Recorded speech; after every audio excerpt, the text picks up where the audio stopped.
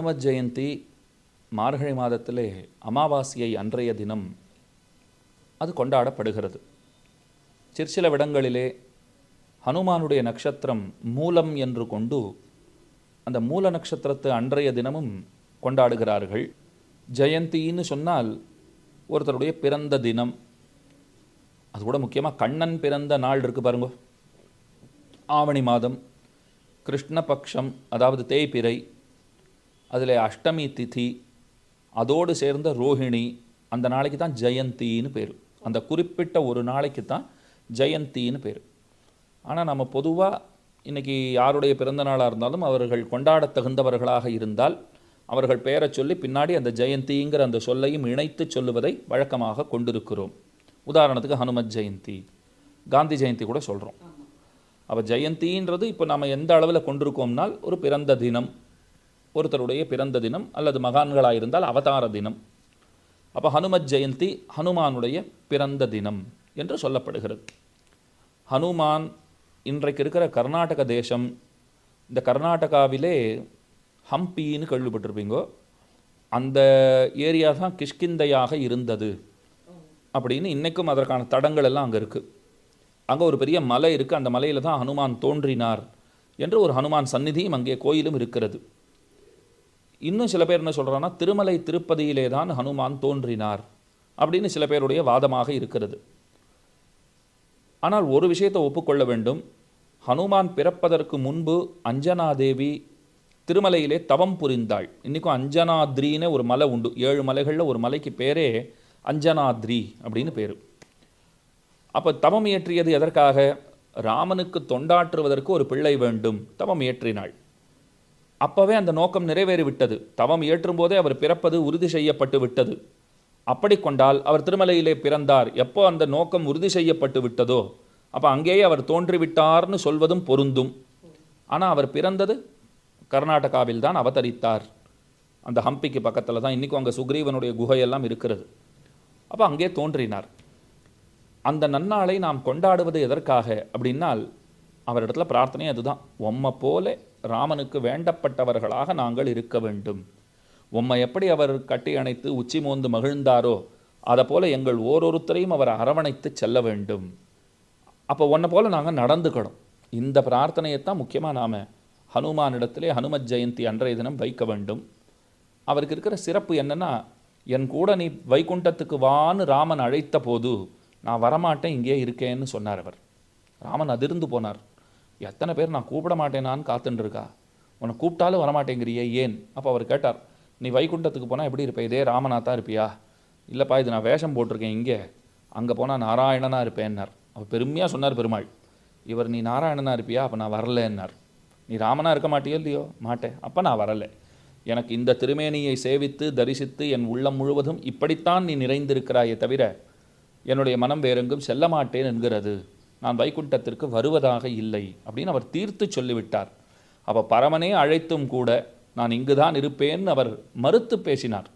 இப்போ மறுத்து பேசுகிறவர் பக்தரான்னு கேட்டால் அவர் ஏன் மறுத்து பேசினார்? அவர் சொல்கிறார், உன் திருநாமத்தை சொல்வதும் கேட்பதும் எனக்கு தருகிற ஆனந்தத்தை அந்த வைகுண்டமும் தராது, இந்த ஆனந்தமே எனக்கு போதும் அப்படின்னு இங்கேயே இருந்து கொண்டு ராமநாமத்தை அவர் சொல்லி வருகிறார்.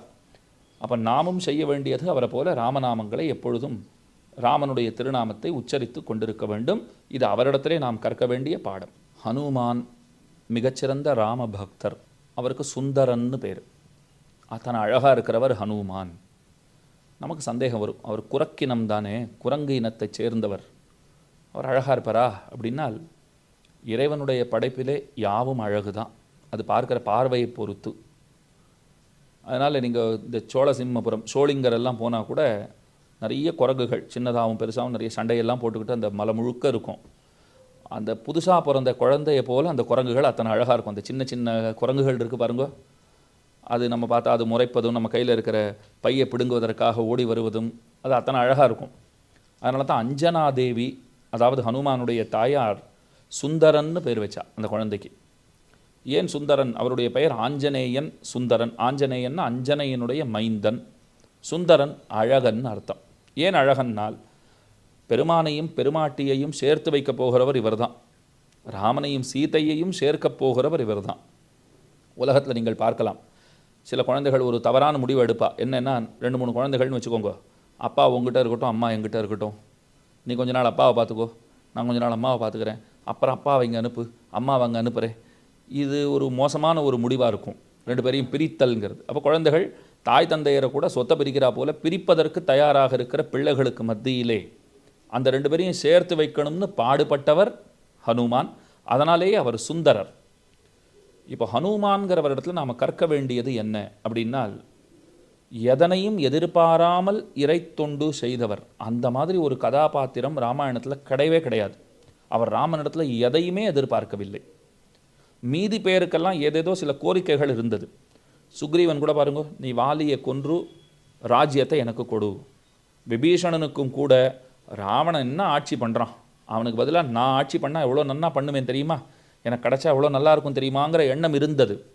அப்போ சுக்ரீவனுக்கும் விபீஷணனுக்கும் ராஜ்யத்திலேயும் தங்களுடைய அண்ணன்மார்கள் மடிவதிலேயும் விருப்பம் இருந்தது. ஹனுமானுக்கு அந்த மாதிரி எந்த எதிர்பார்ப்பும் கிடையாது. இதை செஞ்சால் இது கிடைக்குங்கிறதுக்காக நான் இதை செய்யறேன்னு அவர் எதையுமே செய்யவில்லை. அவர் எதையும் எதிர்பார்க்கவில்லை.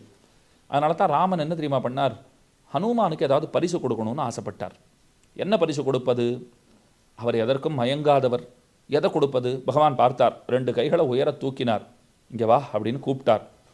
ஹனுமான் புரிஞ்சுக்கிட்டார் என்ன செய்ய போகிறாருன்னுட்டு. அவர் தன்னை உடம்பை பார்க்குறாரு, ஐயோ நம்ம குரங்கு ஜாத்தியாச்சே, அவர் சாட்சாத்து பரமாத்மா பரம்பொருளாச்சே, நம்மளை போய் கட்டி அணைக்கணும்னு ஆசைப்படுறாரே அப்படின்னுட்டு அவர் நடுங்குகிறார், உடல் கூசுகிறார். அவருடைய உடல் மொழி, அந்த பாடி லாங்குவேஜ் பார்த்தே பெருமானுக்கு தெரிகிறது.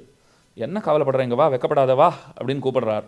அவனை கட்டி அணைத்து உச்சி மோந்து, உன்ன மாதிரி ஒரு பக்தன் கிடைக்க நான் கொடுத்து வைத்திருக்க வேண்டுங்கிறார் பெருமாள். அப்போ ஹனுமான் நினச்சிக்கிட்டாராம், எந்த திருமார்பினாலே சீதையை ராகவன் அணைக்கிறானோ அந்த மார்பினால் என்னை அணைச்சிக்கிட்டான்னா எனக்கு இதை விட என்ன பெரிய பரிசு வேண்டும்.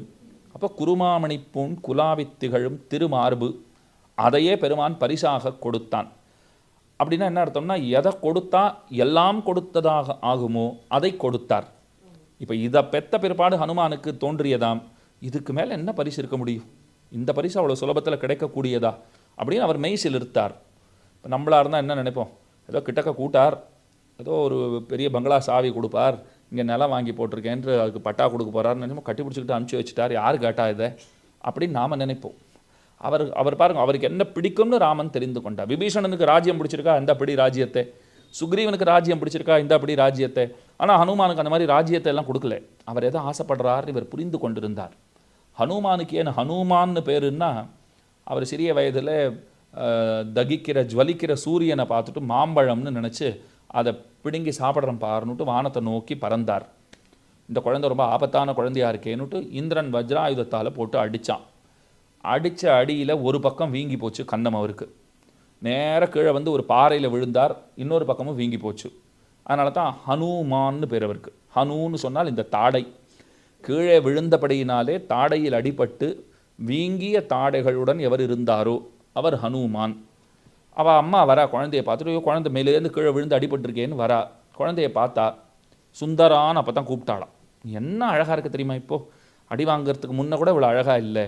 அந்த அடிப்பட்டு 2 பக்கமும் கன்னம் ஒட்டி இருந்த கன்னம் இப்போ என்னன்னா வீங்கி போய் பம்முன்னு கீழே வந்து விழுந்த பாரு, இப்போ தான் அழகாக இருக்கேன்னாலாம். அப்போ ஹனுமான்கிற பேர் அவருக்கு அப்போ தான் ஏற்பட்டது. ராமபக்தரான ஹனுமான் அவர் இன்றைக்கும் சிரஞ்சீவியாக இருந்து கொண்டு எங்கெங்கெல்லாம் ராமநாமம் சொல்லப்படுகிறதோ அங்கங்கெல்லாம் அவர் கரம் குவித்து நின்று தாமும் ராமநாமம் சொல்லி மகிழ்கிறாருங்கிறது நம்பிக்கை. ஹனுமானிடத்தில் கற்க வேண்டியது, அவரை போல நாம் எதையும் எதிர்பார்க்காமல் பெருமானுக்கு தொண்டுகள் செய்ய வேண்டும்.